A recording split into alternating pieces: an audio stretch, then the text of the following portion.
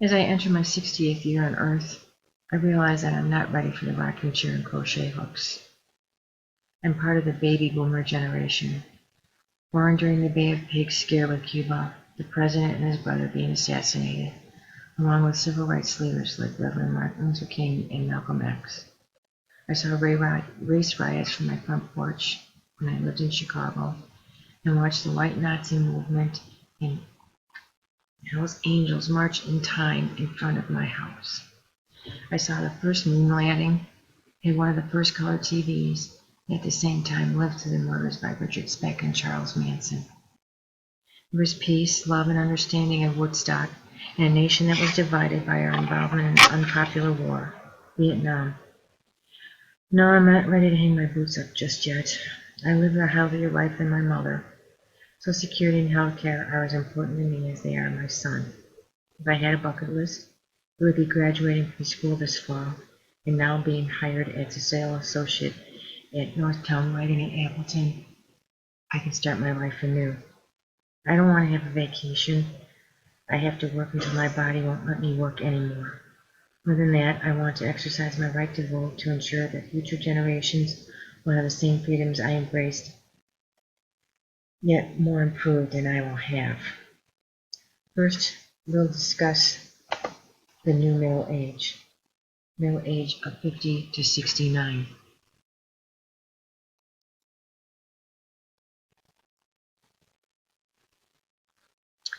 As the baby boomer generation gets older, life expectancy is increased. Diet, exercise, medical advances, work ethic, and continuing education prolong aging process.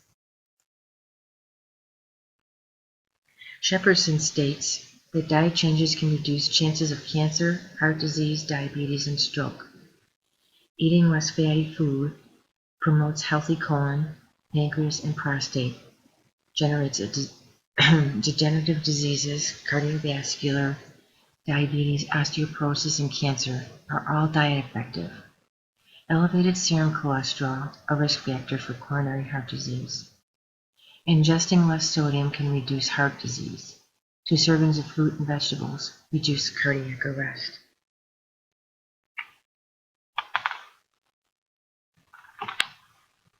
Drink plenty of water. Drink decaffeinated coffee or herbal teas. Limiting alcohol intake lessens the chances of heart disease, diabetes, and dementia. Drink non-alcoholic fruit and vegetable drinks.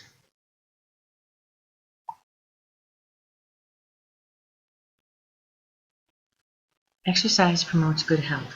Exercise the mind, body, and spirit. Never stop learning. Keeping the mind active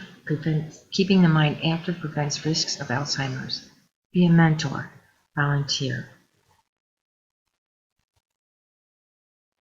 Physical exercise increases longevity, increases metabolism, strengthens bone mass, improves lung capacity and heart function.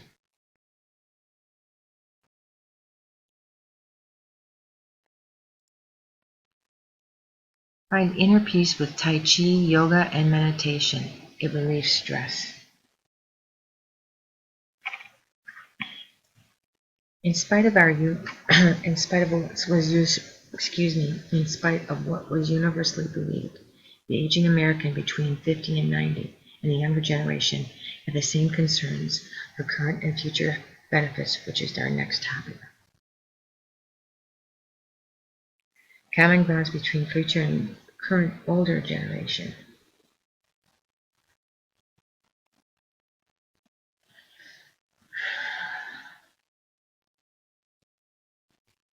The MacArthur Foundation believes that young and old are concerned about the future of Social Security.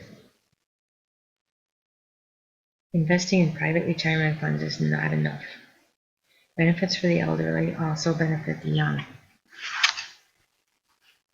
SSI payments relieve financial burden while parents live with families. Programs geared for seniors seen as benefits for young future recipients. Apprehension about future entitlements. The young may lose support for education as expenditures grow for the elderly. Middle classes will be restrained as costing as rising costs for elderly care rises. Most productive solution is to consider entire society and its interreactions.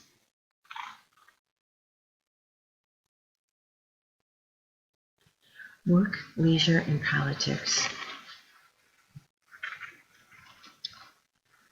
More people between the ages of 50 or older are still active in the workforce. More new middle-aged Americans are working, returning to school, and are actively involved in political structure in our country, which is our next topic. Mariella states that people between 50 and older are still actively employed. Better health care prolongs retirement. Work experience mentors young employees. Work ethic is of prime concern. Longevity at the workplace exceeds that of younger employees. And older citizens are not as eager to climb the corporate ladder as their younger counterparts. Older workers take less time off for vacation. Older workers see a need to be financially solvent. And they adopt the attitude, work hard now, play later.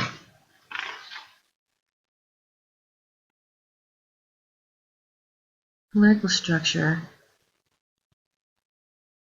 Older citizens want an elected body that embraces all colors, religions, and ethnic origins. We want to elect officials that represent the people. We need to leave a politically solvent society for the young and vote for reforms that support both young and old. In conclusion, well, growing older seems to be a death sentence. It's not the end of life as we know. Let's review what we've learned. The new middle age isn't 30. Concerns for the future span all age barriers. Age is only a state of mind. Middle age will no longer be considered slowing down.